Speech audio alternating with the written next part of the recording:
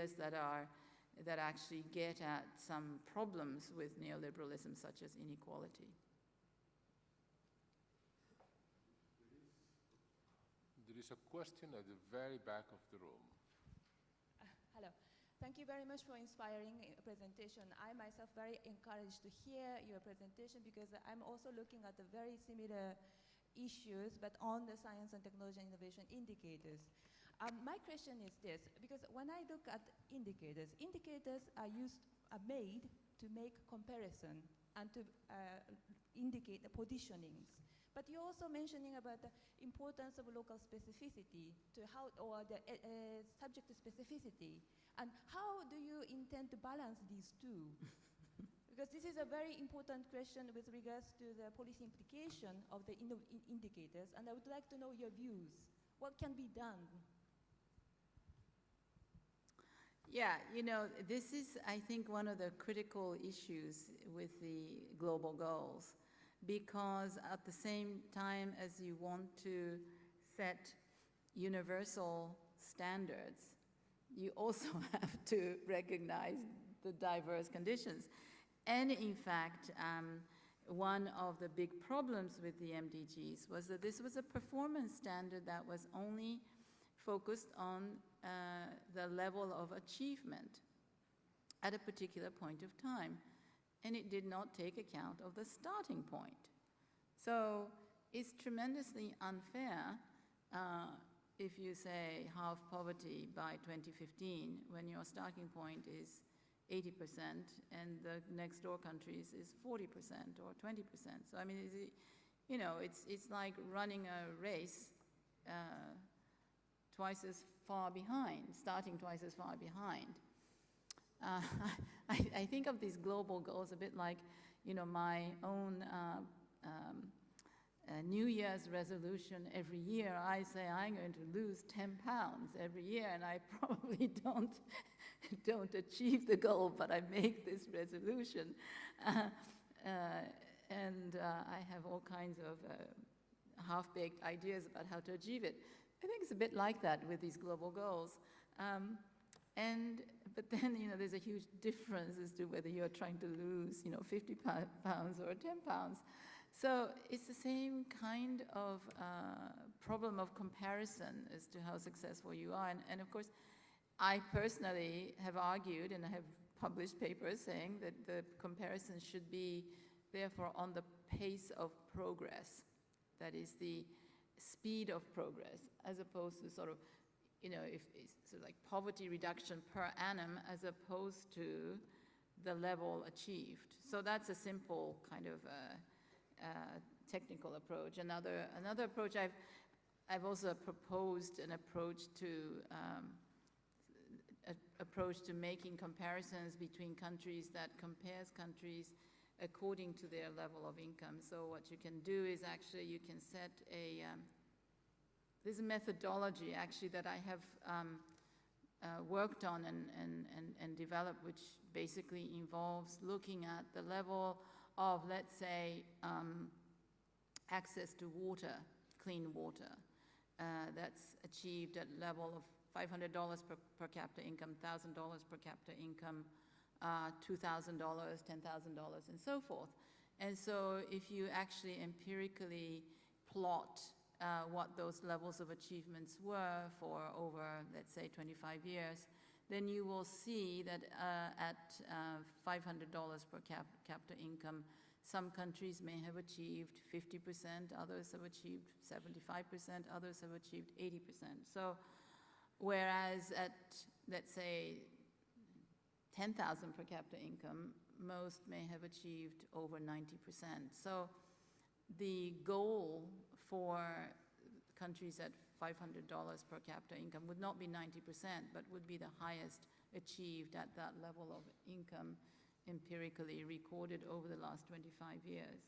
So those would be the sort of the technical approaches to overcoming this problem of comparison, which I think can have those kinds of approaches. But I mean, I think it's a big conceptual issue with global goals. And with respect to the MDGs, this was something that was hotly contested. And in fact, I don't think it's a secret that the one line of argument with the MDGs was that they should be achieved in every single country at the same level. So one of the goals was universal primary education. Some countries, let's say Philippines, said this is a nonsense goal for us. Botswana said this was a nonsense goal. In fact, a colleague of mine from Botswana said this is a big problem for us because we have been trying to reform our education system so that it's more oriented to social needs and to skill development because we have a problem of unemployment of the youth. So this is the priority that we have been pressing the government to address, and now the UN comes with this primary education. We've already achieved it. So it's just, it disempowers us, it distracts attention, it sort of sends a message to the government that this problem of skill development through education is not a relevant issue. So these are the conceptual issues, I think. And previous to the MDGs, in fact, UN goals were very specific in saying that these were global goals and not necessarily something that had to be applied without any adaptation at every single country level. And this debate actually took a kind of a personal turn. Famous economist Jeff Sachs was the advisor to the Secretary General on the SDGs, and he was the one who very much advocated that if you don't make every country accountable for achieving the same goal, then these goals would mean nothing, that they would have no meaning. Well, he has a point. On the other side of the argument were most of the UN staff, particularly those serving at the country level, because they were close to the country realities, and they had to advise governments. And they just simply could not go to the Philippines government or the Botswana government and say, your most important priority goal in education is full primary education, and then sort of get fed back to them, well, it's already been achieved. There is not much that we don't think that is a priority. So there is a global versus local disjuncture here, as to which perspective you are looking at these things. So I think it will continue to be a source of tension. Oops, this one. I'll take one more there. That's going to be the last one.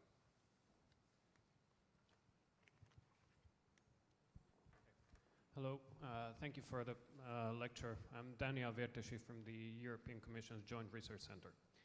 You were talking about the power of numbers, which means that the opposite would be the weakness of many numbers. Would you say that, considering that the MDGs were a few numbers and the SDGs are many numbers, does this show that attention to development has weakened on the global agenda, or just the opposite, that it has diffused and it covers much broader realms of society? Well, you know, this is what I've been thinking about and just wondering myself. I've been asking myself this question, and I wasn't so aware of this issue until just a few months ago, because with the Sustainable Development Goals, the SDGs, they were adopted in 2015, but they were negotiated much earlier than that. They were pretty much agreed a year previously.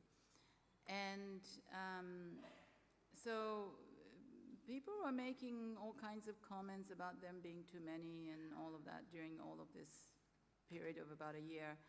Now that we have had this experience of having had the SDGs launched for a year, I'm just seeing how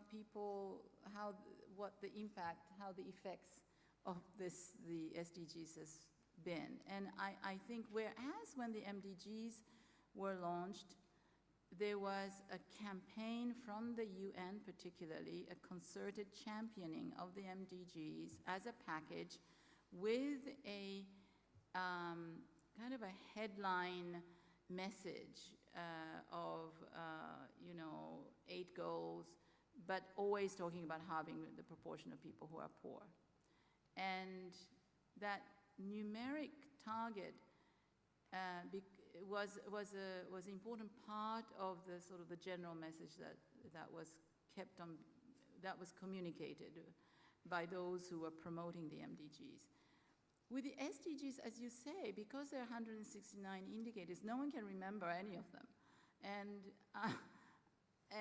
I think it's not the message that's coming out. It's not part of the communications. So they are being diffused, as you say. The power of numbers, I think, is being diffused. And maybe they're being used, maybe the indicators are being used more appropriately. Because my analysis is that the policy purpose of global goals, not all indicators. I mean, indicators have to be used in a particular way in governance, in management, and as a global goal, the purpose is to mobilize attention. And I think the second useful purpose of global goals is to monitor performance. And in fact, that is the reason why the MDGs were introduced. They were introduced specifically to monitor performance. To harmonize reporting is the wording that was used legislatively.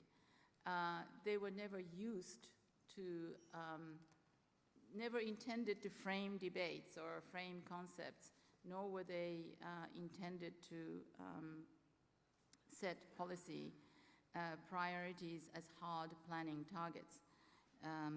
But I think the fact that there are so many of them has diffused the tendency to use a particular number as a shorthand for saying for development or for poverty or sustainable development. Halving the proportion of people living under $1.25 a day became a shorthand for poverty. MDGs became a shorthand for development, including all that set of particular goals, whereas I think no one seems to want to recite 169 quantitative indicators, or not that they're all quantitative either. So there isn't this diffusion of that effect. I think for now, I think it's too early to tell because it's only been a year. But that's what I'm observing for the time being. Okay, thank you very much. I will make some logistic announcements, so do not escape for the doors immediately. There's some important things here. But before I get into the logistics, I will just, again, like to thank you very much for your presentation. I think you just set us on the good path, and have a good trip wherever your travels take you for next. Thanks a lot.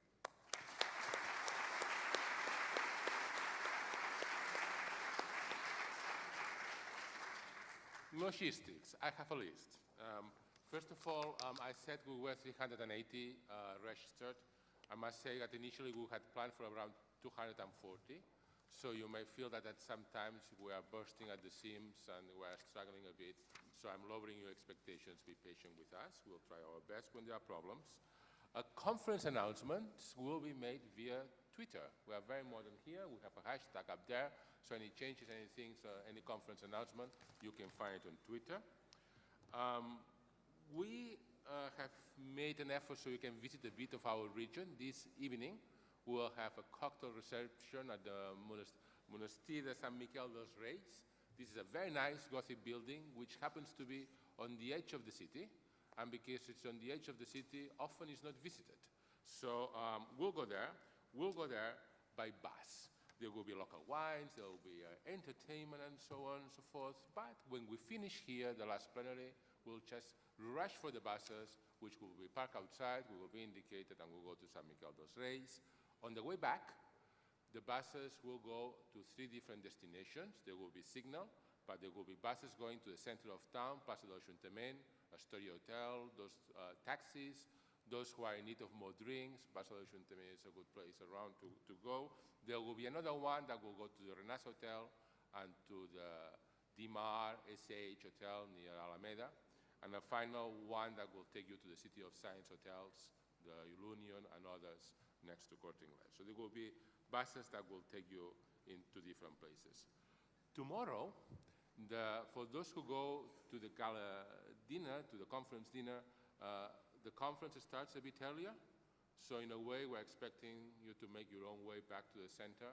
But there will be buses for those who stay for the ENIT General Assembly, that's ENIT members, and there will be a special session in Spanish organized by the Organización de Estados Iberoamericanos. Those who stay for this session will have buses to go to the dinner because we'll end a bit late. Now, what else? Yes, we are a bit far from the airport. You can go by tram, but that will take you quite a bit, tram plus metro. Best way to go to the airport if you're going to go back or go to town is taxis. There are not that many taxis that you can hail out in the street, so if you need a taxi, best thing you can do, go to the registration desk and they will call a taxi for you, and then you can, it will take half an hour max to get to the airport. Parallel sessions, there will be Ingenio volunteers in every session that will help you loading your presentations if you have presentations. So please be at the room maybe 10-15 minutes before so the presentations can be uploaded. What else do I have here? Oh yes, a little announcement on the side. Every day the catering will be by a different company. Tomorrow, for instance, we'll have a company that employs people in risk of social exclusion, that is concerned about the sustainable sources and so on. I think today is a company from campus, so there will be a variety of suppliers for our catering. Yes. The sessions typically are 2 hours for papers, so that's a standard stuff, 15 minutes per paper more or less, but we left it to the chairs to organize every session as they see fit. Finally, if you see the program, you will notice slight oddity maybe that we finish the morning sessions at 12:30 and we don't restart until 14:30, for instance today. You might attribute this to Spanish liking long lunches, but that's not quite the reason why it's a 2 hours break. The reason why it's a 2 hours break is because at noon, in this break, there is the poster session. So we have 2 hours for poster sessions. There were many posters. Those are divided in 2 sessions. One today, I think the other one will be on Friday, I think. And they will take place across, coming up from here on the other side of this building. And I think this is all. So enjoy the conference. Question? Anything?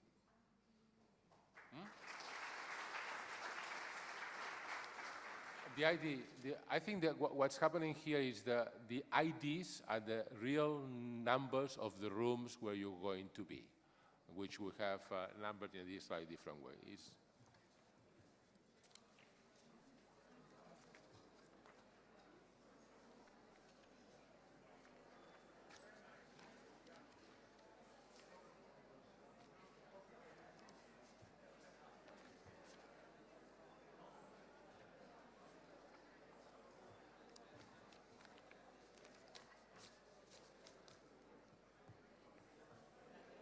Okay, very good.